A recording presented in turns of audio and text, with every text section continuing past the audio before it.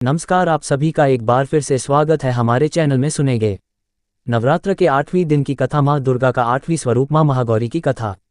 नवरात्र की अष्टमी तिथि पर माँ दुर्गा की 8वीं स्वरूप माँ महागौरी की पूजा होती है। आज नवरात्रि का 8वीं दिन है और लोग महागौरी की पूजा कर रहे हैं। मान्यता है माँ का ये स्वरूप कई घरों में नवरात्र की अष्टमी तिथि पर कन्या भोज कराया जाता है और इसी के साथ कई भक्ति नवरात्र की अष्टमी तिथि पर ही व्रत करते हैं। यदि किसी के विवाह में विलंब हो रहा है तो वो माता महागौरी की पूजा आराधना करें, उसकी समस्या तुरंत दूर हो जाती है। जिसकी कुंडली में विवाह से संबंधित परेशानियां सही हो जाती है, उन्हें माता महागौरी की उपासना अवश्य करनी चाहिए। महागौरी की उपासना से जीवन साथी और शीघ्र विवाह संपन्न होने के योग बनते हैं। जानते हैं माँ दुर्गा के महागौरी रूप की पौराणिक कथा के अनुसार माँ पार्वती ने भगवान शिव को अपने के लिए कठिन तपस्याएं की थी। हजारों वर्षों तक माता ने अन्य जल ग्रहण नहीं किया था, जिससे उनका शरीर कलपत गया। माता की तपस्या से प्रसन्न होकर भगवान भोलेनाथ ने उन्हें पत्नी के रूप में स्वीकार किया था। गंगाजल उन पर डालकर उनको अत्यंत कांतिमान बना दिया।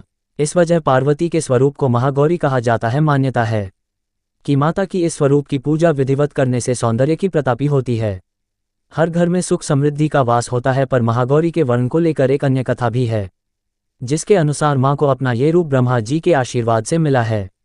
कालरात्रि के रूप में सभी राक्षसन का वध करने के बाद भोलेनाथ ने देवी पार्वती को काली कहकर चढ़ाया। इस पर माता ने उत्तेजित होकर ब्रह्मा जी की कड़ी तपस्या की। ब्रह्मा जी ने देवी से प्रसन्न होकर मां पार्वती को साक्षात दर्शन दिए, हिमालय के मानसरोवर में स्नान करने के लिए कहा, जिसके बाद मां का शरीर दूध की तरह सफेद हो गया। माता के इसी स्वरूप को महागौरी कहा जाता है। माता महागौरी का स्वरूप बहुत ही उज्ज्वल, कोमल, श्वेत वर्ण और श्वेत वस्त्रधारी है। देवी एक हाथ में त्रिशूल और अपने हाथ में डमरू लिए हुए नीचे वाला हाथ अभय मुद्रा में है। देवी महागौरी को गायन संगीत बहुत प्रिय है और यह सफेद वृषभ यानी बेल पर स्वर हैं। माता का कालरात्रि स्वरूप जितना भयंकर है, उतना ही महागौरी का स्वरूप शांत और दृष्टिगत है। अष्टमी तिथि को इनकी पूजा करने से सभी मनोकामनाएं पूरी हो जाती है। ब्राह्मण मुहूर्त में उठकर स्नानादि से निवृत्त होकर स्वच्छ वस्त्र पहने और माता का जप बहुत ध्यान से करें। इसके बाद पूजा स्थल पर गंगाजल से छिड़काव करें, 5 देसी घी के दीपक जलाएं और फिर मां महागौरी की पूजा शुरू करने से पहले मां के कल्याणकारी मंत्र ओम देवी महागौरी नमः आदि पूजन सामग्री अर्पित करें। महागौरी की पूजा में सफेद फूल अर्पित करें।